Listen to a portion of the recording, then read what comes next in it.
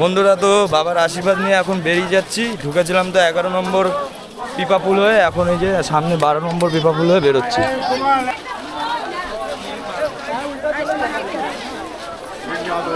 প্রচন্ড পরিমাণের ভিড়।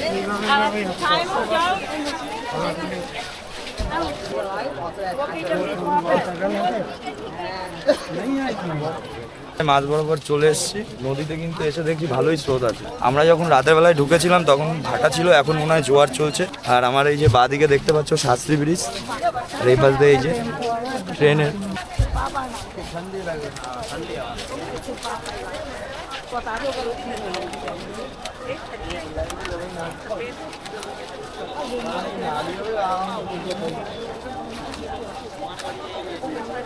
পার্সোনাল টেন্ট নিয়ে যদি আসো তাহলে কিন্তু তোমরা এখানে এই যে থাকতে পারবে। সামনে এই যে দেখতে পাচ্ছ এখানে করা আছে, আর শাস্ত্রী ব্রিজের নিচেও থাকতে পারবে। এই যে ব্রিজটা দেখতে পাচ্ছ, এই ব্রিজের নিচেও তোমরা থাকতে পারো, ঠিক আছে। কিন্তু তোমাদের পার্সোনাল টেন্ট আনতে হবে।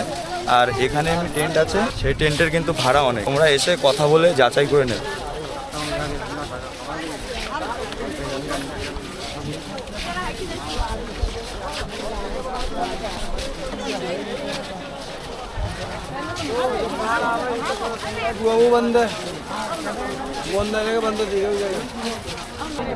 একদম এই যে ঘাটের পাশে তোমরা যদি টেন্ট করে থাকতে চাও, এবং টেন্ট করে থাকতে হবে, যে সব টেন্ট করে রয়েছে। কিন্তু যখন এখানে খুব ভিড় হবে, শাহী স্নানের যে দিনগুলো, শাহী স্নানের দিনগুলো কিন্তু এখানে একদম মানুষ ধরবেই না। সেদিন কিন্তু এই যে টেন্টগুলো দেখতে পাচ্ছ, এই টেন্টগুলো কিন্তু সেদিন থাকবে না। শুধুমাত্র নর্মাল সময় আসলেই তোমরা এখানে পাতিয়ে থাকতে পারবে। এ দেখো ওই যে দূরে এখনো সবাই পাতি রেখেছে, কোনো ব্যাপার না। পিপা পুল পার করে এখন আস্তে আস্তে আমরা বেরিয়ে যাচ্ছি শাস্ত্রী ব্রিজের তলা দিয়ে। দেখি এবার কোথা থেকে রাস্তাটা বের করে আমাদের।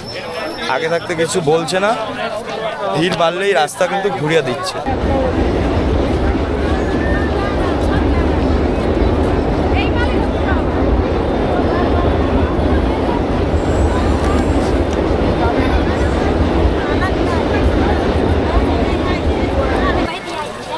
এই যে সামনে শাস্ত্রী ব্রিজ, এই যে তলা থেকে বেরিয়ে যাচ্ছি।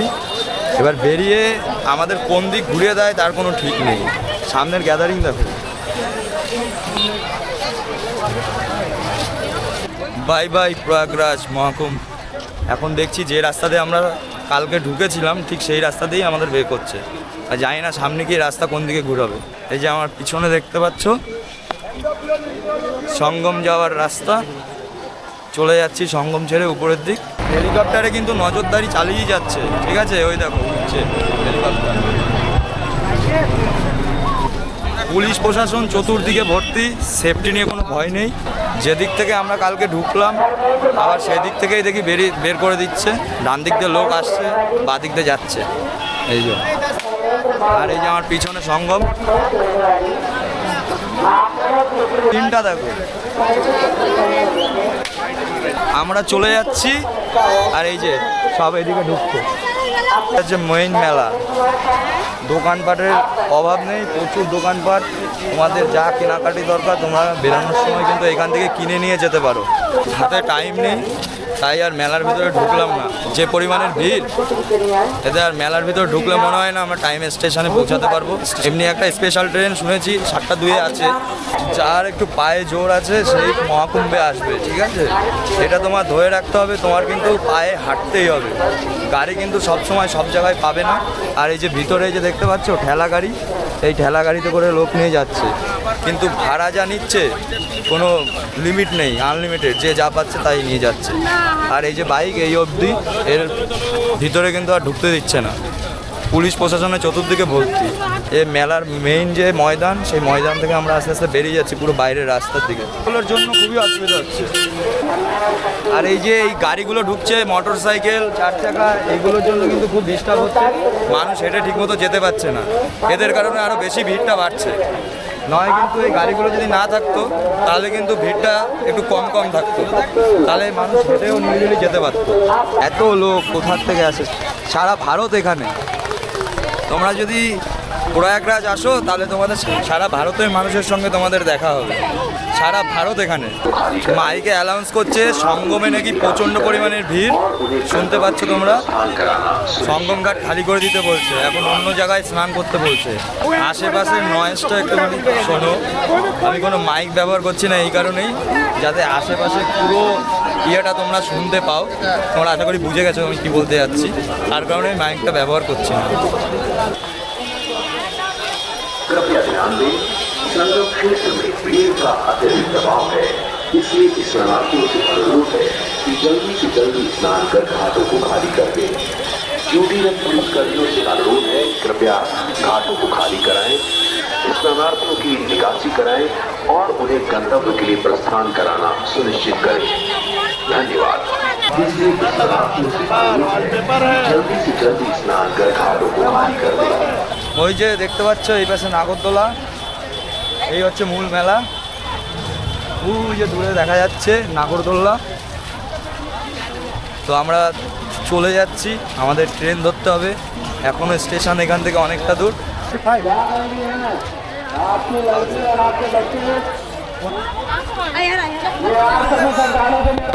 দেখো রাস্তা কোন দিক দিয়ে বন্ধ, মানুষ কোথার দিয়ে বেরোচ্ছে খালি একটু দেখো সামনে। এখন এখান দিয়ে বেরোতে হবে, কিছু করার নেই, এখান থেকে বেরোতে হবে।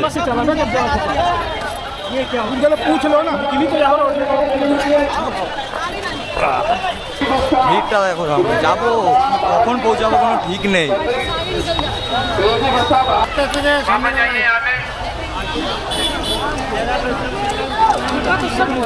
ये वापस जाइए, ये रास्ता नहीं है, वापस जाइए, वापस चलिए। ये वापस का रास्ता है, रास्ते का रास्ता है, क्यों खोल के जा रहे जबरदस्ती आप लोग? দেখছো ঢুকতে দিচ্ছে না, ये है तो यहाँ तो হেঁটে আসলাম, এখন আর ঢুকতে দিচ্ছে না। यहाँ से जाइए। और क्या जगह उधर समझा रहे আর ধাক্কা মাক্কা দিয়ে যাই হোক ঝগড়া মগড়া করে বেরোনো লাগলো। বাবা ওই দেখো মানুষ কেউ এদিক দিয়ে যাচ্ছে, কেউ ওই দিক দিয়ে যাচ্ছে, কেউ এই দিক দিয়ে, কেউ মানে যে যেদিক দিয়ে পাচ্ছে সে যেদিক দিয়ে যাচ্ছে। তো হেঁটে হেঁটে প্রায় স্টেশনের কাছাকাছি চলে এসেছি, তাও এখনো ভিড় কমার কোনো নাম নেই। ভিড় কিন্তু বরাবর লেগেই আছে, সারা রাস্তায় লোক আর কমছে না। ইউটিউব যদি তুমি দাঁড়িয়ে পড়ো, পায়ে যদি তোমার জোর না থাকে, জায়গায় যদি তুমি বসে পড়ো, তোমাকে কিন্তু পুলিশ ওখান থেকে উঠিয়ে দেবে। দাঁড়াতে দিচ্ছে না রাস্তায় কোনো রকম। এই যে সামনে দেখতে পাচ্ছ দাঁড়িয়ে আছে, ওই যে আবার হাঁটা দিল। কেউ কখনো দাঁড়াতে পারবে না রাস্তায়, ঠিক আছে? সবসময় তোমাদের হেঁটে যেতে হবে। আর যদি দাঁড়াতে হয় একদম সাইডে গিয়ে নিলিবিলি, যেখানে মানুষ তাও দাঁড়াতে দেয় না। 2 ঘন্টা আগে থেকে দেখাচ্ছে 500 মিটার রাস্তা, সময় লাগবে 5 মিনিট। সেই রাস্তা এই প্রায় 1 ঘন্টা হয়ে গেল হেঁটে যাচ্ছি, রাস্তার পর রাস্তা ঘুরিয়ে দিচ্ছে। এই দেখো এই ফ্লাইওভারের উপর থেকে গিয়ে এখন ওই পাশ দিয়ে গিয়ে ঢোকা লাগবে। আর ওই যে দেখতে পাচ্ছ ওই হচ্ছে প্রয়াগরাজ স্টেশন। আমরা ওই পাশ থেকে ঘুরে এই ফ্লাইওভারের উপর দিয়ে ঘুরে ওই পাশ দিয়ে গিয়ে ঢুকবো, ঠিক আছে? দেখো তার মানে কতটা ঘোরাচ্ছে। যার পায়ে জোর আছে সেই প্রয়াগরাজ এসো, ঠিক আছে? আর যার পায়ে জোর নেই, ধরে রাখো তোমাদের হাঁটতে হবে, কম বেশি যাই হোক হাঁটতে হবে। আর যার টাকা আছে সে হয়তো বাইকে যাবে, কিন্তু বাইকটাও সব সময়ের জন্য না, আর সব জায়গা অবধি বাইক যায় না। কিছু দূর গিয়ে বাইক ওখানে বন্ধ, আবার একটু হেঁটে গিয়ে আবার অন্য বাইক ধরতে হবে। আর ভাড়াটাও কিন্তু সেরকম, সব বুঝে কোপ। তো তোমরা যারা আসবে ভালোভাবে সেরকমভাবে প্রিফারেন্স নিয়ে এসো, আর সব কিছু চিন্তাভাবনা করে তারপরেই বাড়ি থেকে এসো। কতটা পরিমাণের ঘোরালো, ওই পাশ থেকে ঢুকতে দিল না, গেট বন্ধ। এবার এই পাশ থেকে গিয়ে এইভাবে ঘুরে এই পাশে এলাম। এবার এখনও হেঁটে যাচ্ছি, এখনও প্ল্যাটফর্মের ভিতরে পৌঁছাইনি, এখনও স্টেশনের কোনো নামগন্ধ দেখতে পাচ্ছি না। এখনও কতটা হাঁটতে হবে তার ঠিক নাই। কিন্তু সবাই গিয়ে কিন্তু টিকিট কাটবে, তারপরে সবাই ট্রেনে উঠবে। আর এরকম মানুষের পর মানুষ যেরকম পরিমাণের যাচ্ছে সেরকম পরিমাণের আসছে।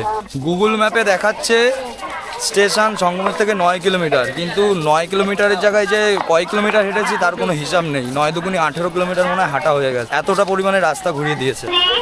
এখনও শাহী স্নানের ডেট অনেক দেরি আছে, 26 তারিখ মহাশিবরাত্রি। তো দেখো এখনও তার ভিড়টা দেখো, লোক যে পরিমাণের যাচ্ছে ফিরছে, আবার এদিকেও আসছে।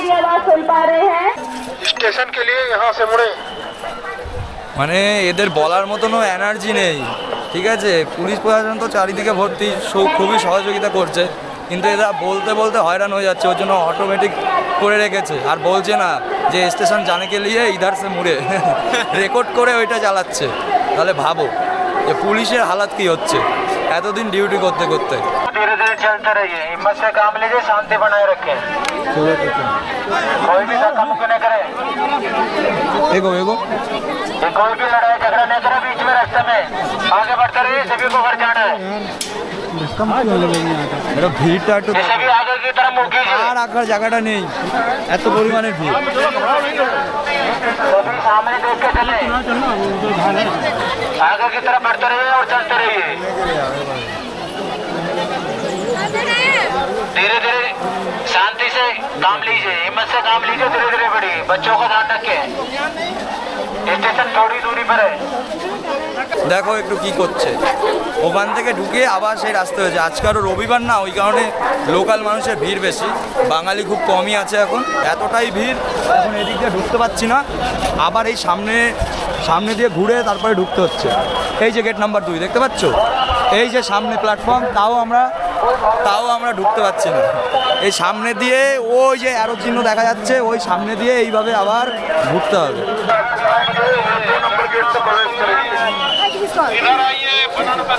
বাদিক 2 নম্বর। কেউ কোথাও দাঁড়াতে দিচ্ছে না, এত ভিড়। দাঁড়িয়ে থাকলে এই যে দাঁড়িয়ে আছে, এই যে বাঁশি মেরে বলছে আগে যাও, ঠিক আছে। মানুষ হেঁটে পাচ্ছে না, ক্লান্ত হয়ে যাচ্ছে হাঁটতে হাঁটতে, কিন্তু তারপরেও কাউকে দাঁড়াতে দিচ্ছে না। কিন্তু এদেরও কিছু করার নেই। এরা একবার ভাবো, এই ভিড়ের মধ্যে এরা যদি দায়িত্ব থেকে একবার সরে যায় তাহলে এই জায়গাটার পরিস্থিতি কি হবে সেটা ধারণার বাইরে। গেট নাম্বার 2-এ প্রবেশ করলাম, এই হচ্ছে গেট নাম্বার 2। इन यात्रियों को जनरल टिकट पर बंगाल, बिहार, उड़ीसा, झारखंड, आसाम, पंडित दीनदयाल उपाध्याय, पटना, गया की तरफ यात्रा करने गेट नंबर 2 से प्रवेश करें। টিকিট আমাদের কাটা হয়ে গেল, বললো যে 5 নম্বর প্ল্যাটফর্ম থেকে ছাড়বে হাওড়া দিকের গাড়ি। স্টেশনের ভিতরে একটু ভিড়টা দেখো। আর একটা কথা, আমাদের টিকিট মূল্য নিয়েছে হচ্ছে 250 টাকা করে, আর পুরো এখানে দাঁড় করিয়ে দিয়েছে, সেট বাই সেট করে ঢুকাচ্ছে। এই যে সামনে এই যে দাঁড় করানো, এরা কিছু যাবে, আবার এই যে হাত ধরে দাঁড়িয়ে আছে, আবার কিছুক্ষণ পর আবার ছাড়বে। তখন থেকে শুধু ঘুরেই যাচ্ছে, আজকে ঘুরিয়ে ঘুরিয়ে মনে হচ্ছে মেরে ফেলবে। এই যে এই অবধি এনে এই যে আবার আটকে দিয়েছে, দাঁড় করিয়ে দিয়েছে। এরা ফাঁকা হবে সামনে, তারপরে আবার আমাদের ঢুকতে হবে। শুধু একটু ভিড়টা দেখো।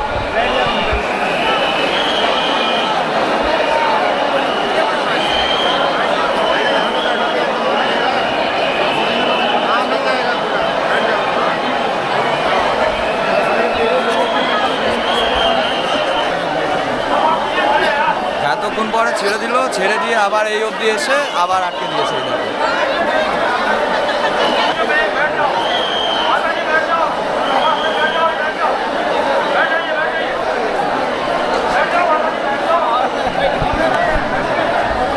সব বলছে যে যেখানে দাঁড়িয়ে আছো এখানেই বসে পড়তে বলছে সবাইকে, তার মানে এখনও টাইম লাগবে। এখন যাচ্ছি, এইমাত্র গেট ছাড়লো, এখন গিয়ে আবার কোথায় আটকায় যায় না। একটু ভিড়টা দেখো।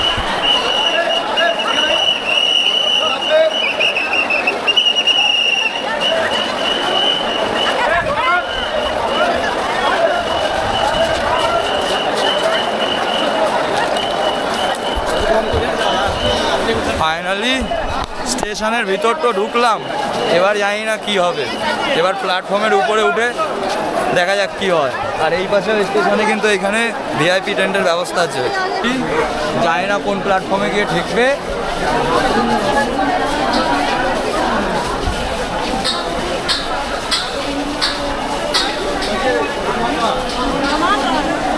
থেকে বেরাতে বেরাতে মনে হয় দিন শেষ। क्या सीन है देखो।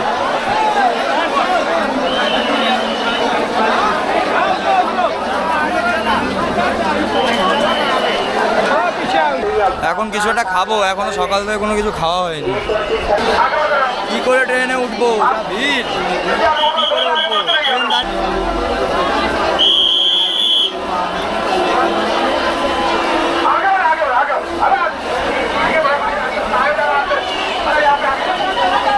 ছেড়ে দিয়েছে প্রয়াগ কাছ থেকে, ট্রেনে মোটামুটি ভালোই ভিড়টা তো দেখে নাও।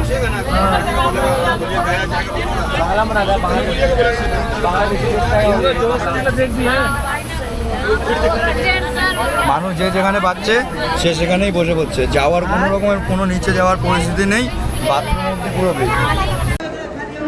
আমাদের স্পেশাল ট্রেন আর গেল না, আরপিএফ বললো যাবে কিন্তু গেল না, সব ঘুরিয়ে দিচ্ছে এদিক ওদিক দিয়ে। মানে প্রয়াগরাজে অত যে ভিড়, সেই ভিড়টাকে কন্ট্রোল করার জন্য ভুমচুমভাবে যায় যেরকম পাচ্ছে সব ট্রেনে উঠিয়ে দিচ্ছে। যা যে জিজ্ঞেস করছে হাওড়া যাবে, পাটনা যাবে, সব জায়গা।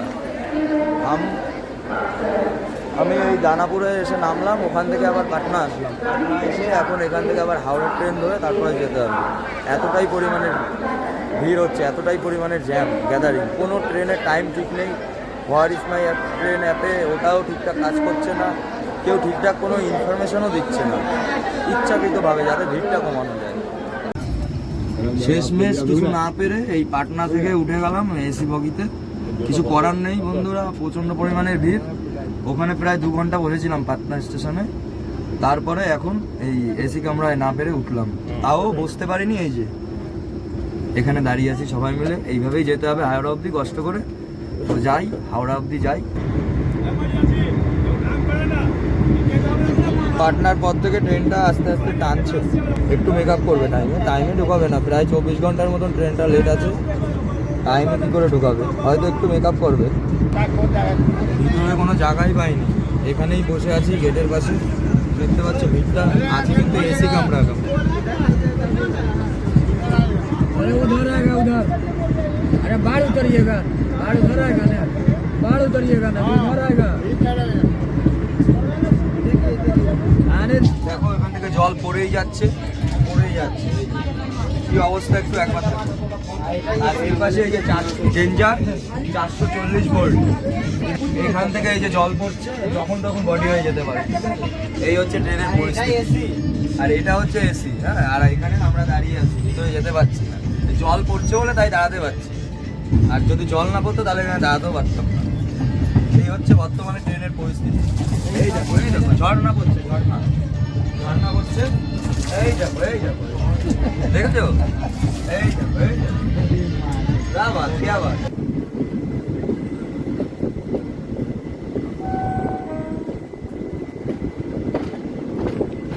প্রায় আধা ঘন্টার মতন দাঁড়িয়ে ছিল ট্রেনটা, এখানে সবে ছাড়লো।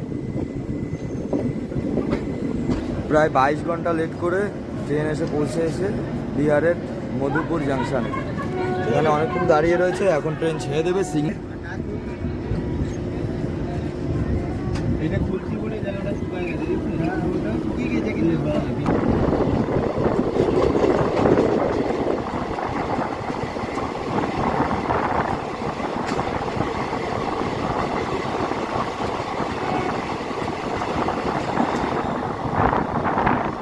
এখন আসানসোল থেকে ছাড়লো, তো ট্রেনটা ভালোই টানছে। আশা করা যায় ট্রেনে মেকআপ করবে, কতটা মেকআপ করে সেটা বলতে পারছি না, রাস্তা এখনো অনেকটা। অবশেষে এতক্ষণ পরে এসে আমরা পৌঁছালাম হাওড়া স্টেশন। এই ট্রেনটা পৌঁছানোর কথা ছিল রাত 10টায়, সেই ট্রেন এসে পৌঁছালো এখন 5টা 2 বাজে, এখন এসে পৌঁছালো। তো বন্ধু